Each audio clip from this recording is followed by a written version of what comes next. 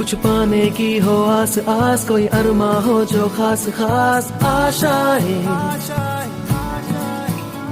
हर कोशिश में हो बार बार करे दरियाओं को आर पार आशाएं,